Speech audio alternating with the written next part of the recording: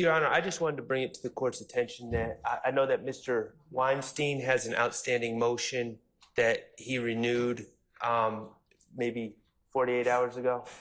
Which was... You might know about my mistrial? Yes. Oh, no, I know. He has a supplement to that, and I thought I said this morning that's what I'm going to be working on this weekend. And I have some bad news for you. What's that? You have more to add? Yes, Mr. Weinstein's a faster writer than I am, but He is a good writer. He is. It's very kind of you. Welcome. So I recently filed while we were in court, a motion for a fair trial seeking remedies. Oh, and I will email, it was just filed, and I will email it over.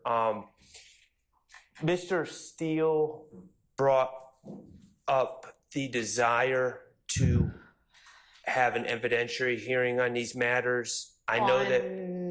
Which matters? The ex parte communications and the impropriety. Yeah, like wanting to cross-examine the... Oh, yes, wanting to put Mr. Melnick's testimony. And yes, I had said that you could give me a proffer, and if you're ready to do that, we can do that. Well... Y'all don't want to do just a proffer. Mr. Steele was spoke to Mr. Melnick, but yeah. Okay, all right. So with regard to the motion, Mr. Schardt, that you filed within the last few hours, if you could email that to Ms. Persifield, I'll take a look at that over the weekend as well. Mr. Steele, if you want to be heard on I'm glad. Thanks for the reminder to circle back on that. I had said, talk to Mr. Melnick and you can put a proffer on the record. So if you're ready to do that, we can do that now. I need more time because I did speak with Mr. Melnick. I told him what your Honorable Court said. He stated that it was very nice. He stated that I does not give you permission for him. He would like to address the court himself. I said, okay. That's what he told me. So I can't make a proffer because I don't have the information. I have him under subpoena, like I told Okay. him. What do you have him under subpoena for? When? 2-hour call. 2-hour call. Okay. Well, can you proffer to me? I know you can't say here's what he would say, but how about tell me why it is that you think this is something relevant to this trial at this stage, considering that Judge Glanville has already been recused. And maybe y'all want me to, I have not finished reading all of the material and all of the case law, so I don't know what my decision is going to be on the supplemented motion for mistrial that Mr. Weinstein filed on behalf of Mr. Kendrick. Do y'all want, I will rule this weekend. Do you want to wait and see what that is? Or do you want to just tell me why is it that anything Mr. Melnick might have to say in defense of himself matters for the trial? It might matter for everybody's, what they feel about their professional reputation. I get that. But for this trial, why does that matter? So, under CAR, C-A-R-R versus State, it's a 97 case, 98. It was the case that the gentleman owned Heights Nursery, I think, the house burned down. Yeah. There's great language in there about prosecutorial duties. All right. And it talks about that the prosecutors need to they carry the burden. They can charge people. They can ruin people's lives just by the charge. And they have a duty to the public to be open and candid. Sure. So, and all lawyers do, but especially prosecutors. And Mr. Melnick, I know this because he did say this, and that's why he wants to address you, because he was not mad at me. He said he needs to have it on the record himself, because he said that what the state was saying is not accurate. Okay. And I think that goes into your analysis of why there was a meeting in the first place. I don't think that it was appropriate, and I'm not picking on anybody, but like the Honorable Judge Krause said, if if I was going to ask this honorable court for an ex-parte meeting, I believe that the way I always have it is there's a buffer. You have somebody say, what is it about? Yeah. I tell you, and I have to be candid. And if I'm not, in hindsight, you would probably, I assume, or any court would tell me, you had no right to do that because you got it with false pretenses. Okay. Mr. Melnick is going to say that what Adrian Love said to the judge is just patently not true. Via emails, her description of the emails is untrue. And there's no way to say that's inadvertent because she said that on Friday the 7th versus Monday the 10th, she kept talking about these emails and she changes her statement. So anyway, I believe that it's All right, well, the best evidence of that would be, I'm sorry, I didn't mean to interrupt you, but just somebody give me the emails. I did. I put it in my motion that I filed when I found out this honorable court was the court. And I forget what I titled, I can find out for you. But Okay, I'll go back and look at those. it was a motion, it had two parts to it. And it said, you know, I really don't want, and I told you, I don't want a mistrial. I just want to make it right. And I want the record to be good.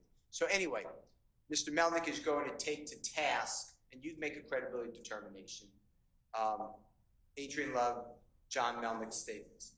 He also adds that he states that he and his client, and he did not tell me, I said I don't want to know because it's attorney-client privilege, but he's going to work on it. He said, I assume that's a waiver. I'm assuming that with his client.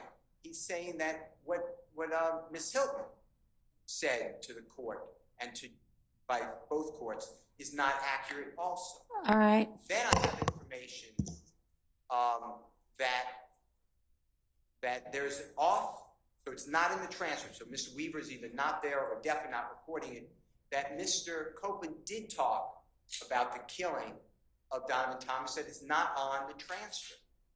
And that would be either Brady, if it's an inconsistency. So wait, so that I understand what you mean, you are saying that you have reason to believe that in the June 10th ex parte meeting, once Mr. Copeland was a part of that he talked about the killing of Nutt at a time when Judge Glanville was in the room? Because there were definitely two different portions where at one point he and Ms. Bumpus talked privately, which obviously nobody recorded because the court, at least the record reflects the court reporter and the court and whomever left the chambers so that they could talk privately. So it's entirely possible he talked to her about that.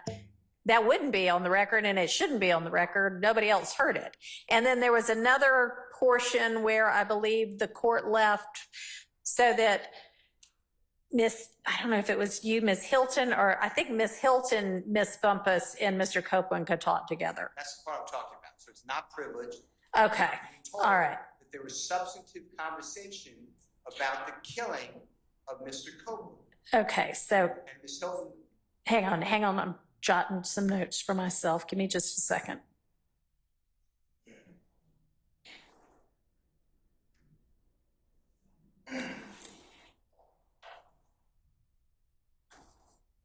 All right, and you have reason to believe that whatever Mr. Copeland said at that point in time in front of the prosecution is something that is Brady material. Impeachment. Okay, impeachment. Okay, Which is and therefore Brady. Okay.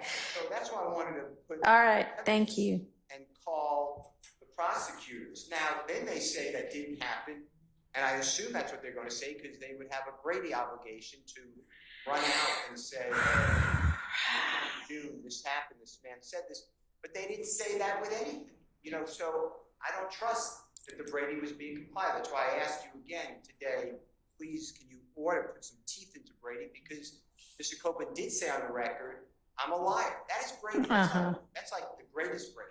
Well, you got that, so. Now, but I got that because. I know, but you have it now, so it's not Brady, just like you just said. But my point is, it was hidden on the 10th. How about that? by Judge Glanville and the prosecutor. They knew about it because they were in the room when that was discussed. That's objectively true. So anyway, I'm just telling the court, I was not there. I don't want to make specious allegations against anyone. That's why I want to get it right, and that's why I asked you to have an evidentiary hearing. Okay. But I believe that there's Brady evidence. I have a good faith belief.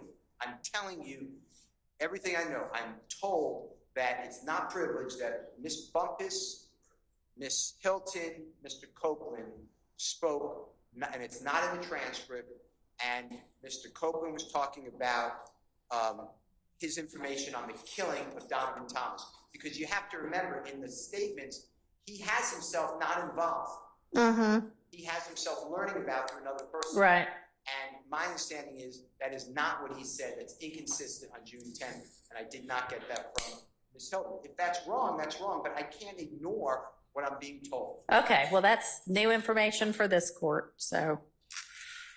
That's what I wanted to call the witnesses, because, All right, well, you didn't tell me that before. okay, well, I didn't mean not to tell you that. I was trying to be open, but that's the reason I wanted to call the witnesses. Okay, I mean, that's, okay. Additionally, Your Honor, Yes.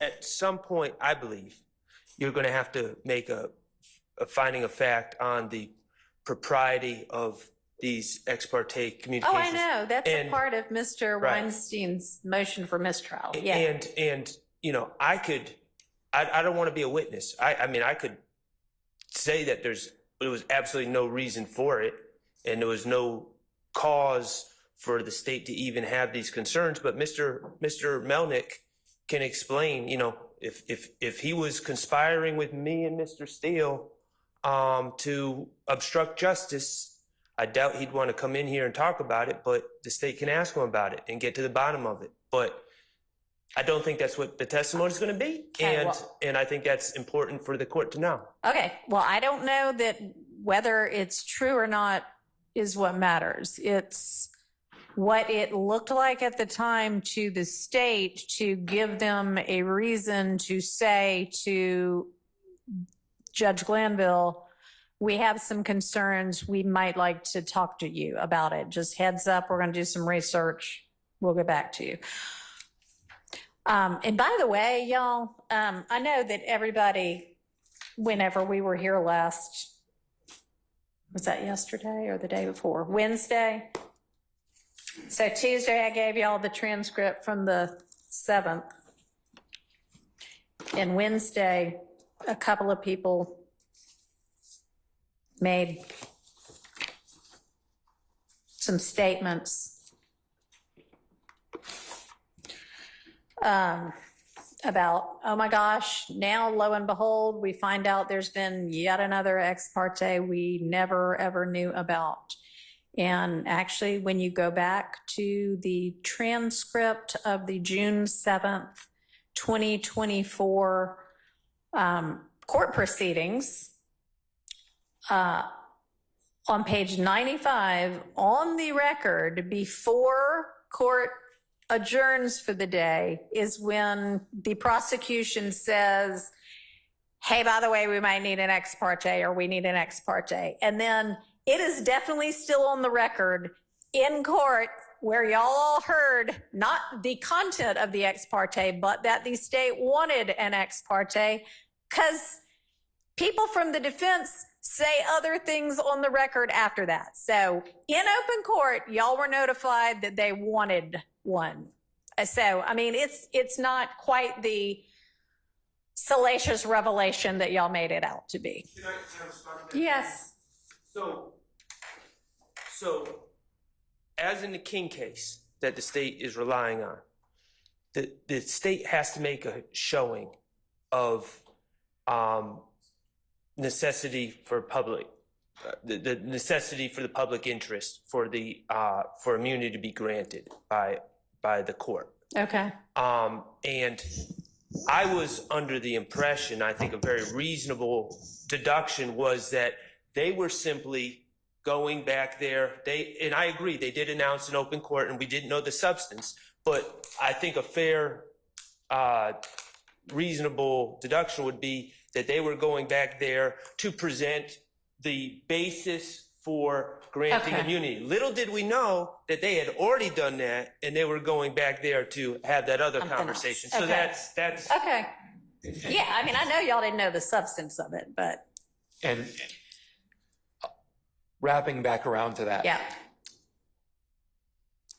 I don't know if there was, but I'm assuming that under the King case, since it wasn't, I guess, that afternoon of the 7th, maybe it was prior to that, maybe it was in the morning, maybe it was the afternoon of the 6th, but at some point under King, there would have been some type of an ex parte meeting where the state presented the reason that they needed that immunity.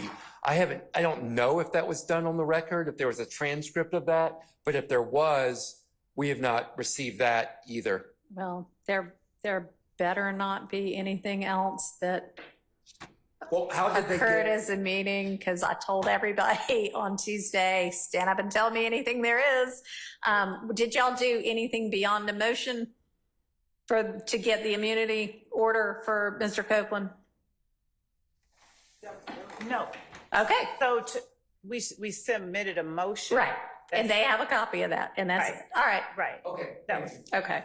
and Judge, I'll also state that at the time, I'm not certain why it would be believed that we were trying to get the warrant or the immunity agreement because Mr. Copeland was under arrest at the time that we stood up and made that announcement in court on the 7th. I think he had already been arrested, I Well, think. you could be arrested and not have immunity for your testimony. The judge had already told him he had immunity on the record. Okay, well, I don't know. I mean, they're probably just trying to remember it themselves too, but. All right, well, Mr. Schardt, I'll take a look at your new motion. And obviously I'll be looking at Mr. Weinstein's motion.